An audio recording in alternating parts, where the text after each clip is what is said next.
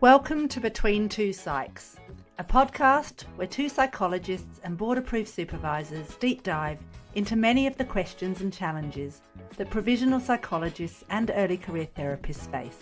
Your hosts, Isabelle Tombleson and Claire Trevitt, talk about a range of topics, specifically relating to psychologists and therapists who are just starting out.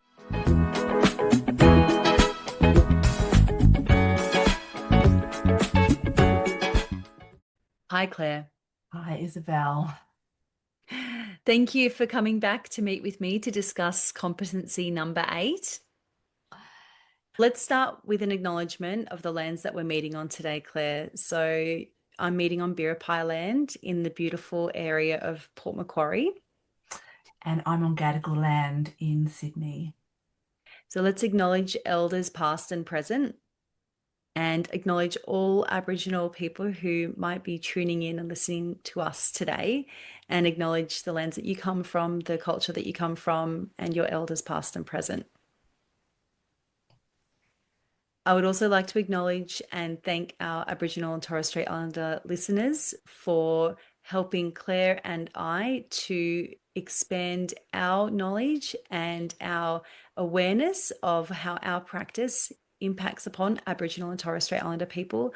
We're so grateful for all the resources that are available now that we can read. And I just want to acknowledge the impact of colonisation on Aboriginal and Torres Strait Islander people, and demonstrate my commitment and our commitment to work towards improving what we do so that we can provide services that are hopefully safe and useful for our Aboriginal Torres Strait Islander communities. So we've talked previously about Competency 7 around working with diversity and providing a health, equity and human rights approach when working with diversity. However, these new competencies have an entire competency, which is so important on working with our First Nations peoples. Yes, it's an entire competency dedicated to our First Nations peoples in Australia, our First Peoples. I think it demonstrates a real commitment from the board to help us, to guide us, in fact, instruct us to do better in this space. Yes, exactly. I think that we do need to do better in this space. And this was an area that, although I don't work with many Aboriginal and Torres Strait Islanders peoples in my private practice, I have done in the past, but it felt such an important area.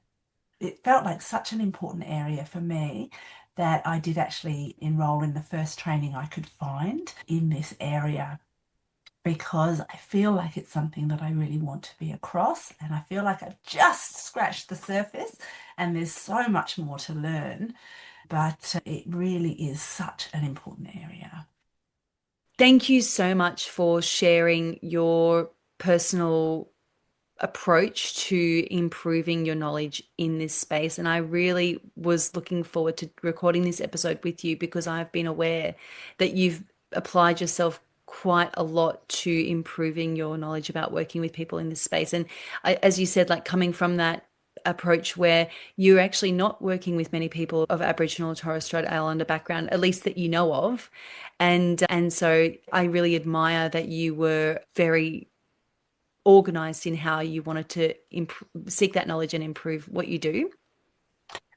I think it's also important as a supervisor too, because I am supporting provisional psychologists who may or may not be working with Aboriginal clients. I know that some of my supervisees are, and also supporting provisional psychologists to meet this competency, because we are all required to have this threshold competency now. And it really is important that if I'm going to be supporting other people to meet competency, I need to have that understanding myself as to what is required, and also to have some knowledge about where to go about finding and learning more.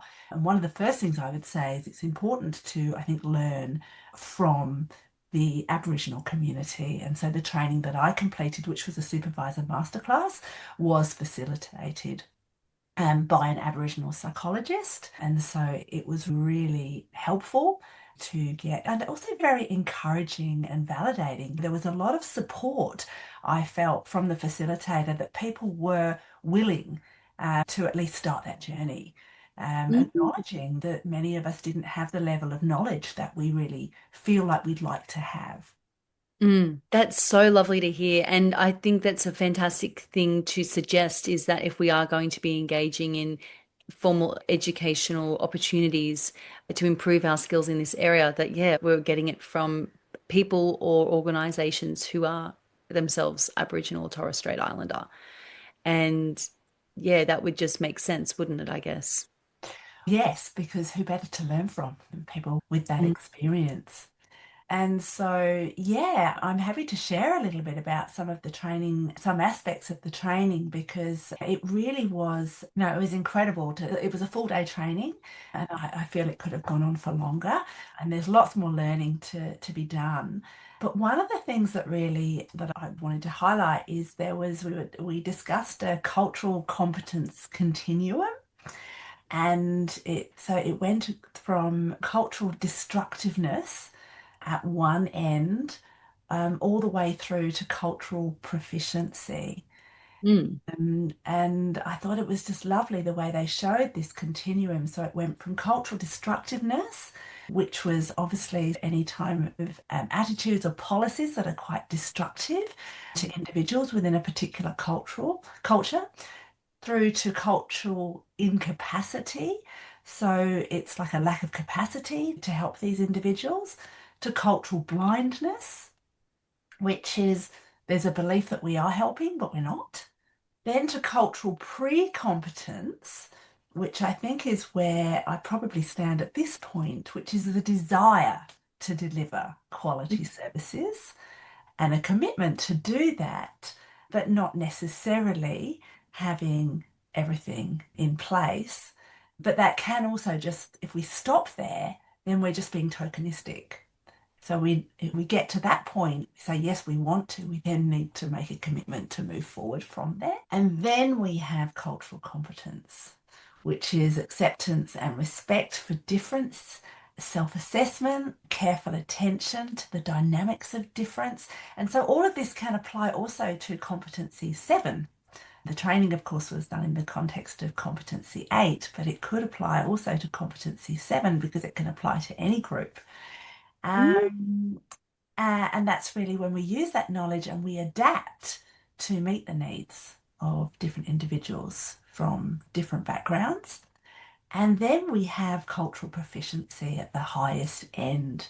And that's when we're continuing to add to the knowledge base, we're continuing to conduct research and really putting steps in place to improve our relationship between the cultures that we are working with. Sorry, I'll say that mm. again. We're really seeking to continuous improvement and working really towards self-determination. And I just thought that was beautiful. It was shown to me as this sort of beautiful diagram where you could see that we really could move along that continuum, and thinking about where we're at on that continuum, I think could be a really helpful starting place for many of us. That's wonderful. And so you were able to receive that knowledge and that information by applying for and paying to engage in some training that you found. And it was run by an Aboriginal identified facilitator. And it sounds like, just by you being able to, I can hear that you've really absorbed what you learned there. And I'm thinking about the continuum and myself, and I'm thinking, like with all continuums, I imagine depending on what's going on in our professional and our personal lives, we could be at one part of a continuum at one point in our career, and then I guess it could shift and change, couldn't it? Yes. Like the idea of us being able to reflect on it and identify that without it being intimidating. I think I could align well with something like that. Yeah, and it's really also about being really honest with ourselves about, okay, this is probably where I'm at now. I'd like to be further along, but this is where I'm at this point, which is okay for a starting point because you can see how it can be quite destructive and really being aware of all of those different levels of competence, not just for psychologists, but in workplaces and elsewhere. And it really highlights actually just how much adversity could be experienced by individuals who really do are exposed to people at that, or organisations or policies or Mm, attitudes at that cultural destructive end of the continuum, and, mm. and how much further we have to go as a community, not just psychologists, in supporting our Yeah, First Nations as people. a country. Yeah, yeah, absolutely. Yeah, so that was a great starting point.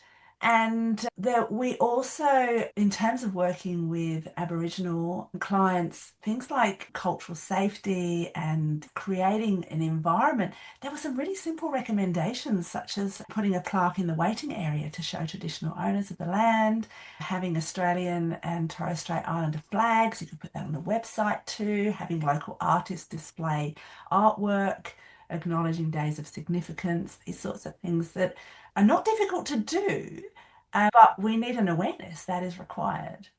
Mm, thank you. Yeah, That's yeah. they, that they I'm really pleased to hear you give some specific little examples of things that we could do because I'm, going through my workplace in my mind now as you say those things and I'm thinking, have we got that? Have we got that? And you're right, they wouldn't be too hard to implement either, I could imagine. Whereas some of the governance around what we do, the policies and procedures, that I think is probably still going to be a very big and long work in progress. I'm sure lots of progress has been made already, but I do think as well, we're just at the starting point. And hopefully in our lifetimes, in our professional lifetimes, we'll be able to look back and see a lot of great change in a few decades to come. Yes, hopefully this is an important sort of starting point, and I think we're probably at that cultural pre-competence Mm, level, many of us, with a desire to do the right thing, but we need to begin to take it further. absolutely. Yeah. Any other thoughts that you wanted to share with our listeners if they were reading through competency number 8 and thinking about what they may need to consider or plan or adapt? Did you have any other suggestions or references, resources? I've got lots of resources that I will share. One of the things that comes up that came up a lot in the training, and it's come up a lot in some of the books that I've read, and I will talk about some resources because I think this is an area that many of us are going to need training. So I'll talk about some resources and where to get some information from. And I think trauma is focuses quite heavily when we think about the history of colonization, and we think about forced removals and a lot of things that, happened historically that have really impacted our First Nations peoples. It's been very traumatic, and having an awareness of that trauma and being trauma informed, I think, again, overlaps with competency 7. So the other thing that's really important is, and we've talked about this before in the assessments and interventions, is ensuring that assessments and interventions are appropriate, culturally appropriate for working with certain populations. And in terms of working with Aboriginal, Torres Strait Islander peoples, we really should be using the social and emotional wellbeing framework to conduct culturally responsive mental health assessments, because many of the psychometric assessments are just not developed to with Aboriginal clients in mind. They're not culturally appropriate. And so if we are to administer our standard assessments, it's not going to be a good cultural fit. Mm, thank you so much for Um, sharing that resource. I'll put some of these references at the end. So Tracy Westerman, who's based in Western Australia, she also has a number of tools that are useful and have been validated for use with Indigenous clients. I do believe that you need to be trained in those assessments, and there's obviously a cost for the training and then a cost to purchase the assessment. So these are things like the DAS or the K10 that can be just downloaded freely, but they are some assessments that have been shown to be culturally relevant. And then in the training, we also talked about some cognitive assessments that were appropriate for Aboriginal clients, and that includes the Wechsler nonverbal, the C Tony, and the Kimberley Indigenous Cognitive Assessment, which is a cognitive screening tool for Indigenous Australians living in rural and remote areas. And this is for individual at age 45 years and above, and it measures dementia in a culturally appropriate manner. My understanding is that these are non-verbal, they can be completed relatively quickly and easily, and that they're culturally appropriate. So the Western non-verbal is for children aged 4 years, and it goes all the way up to 22 years. Mm. And then the C Tony, that's a non-verbal test. So it can be administered for people with reduced or non-reduced language, or people who don't have language, because of course a language barrier, because there are Indigenous languages. And so that can also be a barrier as well. So yeah, there are some tools that we can use. And so we shouldn't be administering risks and races to our Indigenous clients. Thank you, Claire. I think that it's so nice to give a bit of practical information with competency number 8. And I'm really grateful to have heard your experience about your own pursuit of knowledge for improving your competence with competency 8, working with Aboriginal and Torres Strait Islander people. It's been really, really useful to listen to your experience, yeah, and some of the things that you've come across so far. And I think, as we've said, even with Competency 7, this is going to be our improvement, our development in providing culturally safe, equitable services is going to be an ongoing journey for all of us. And this really is just the beginning.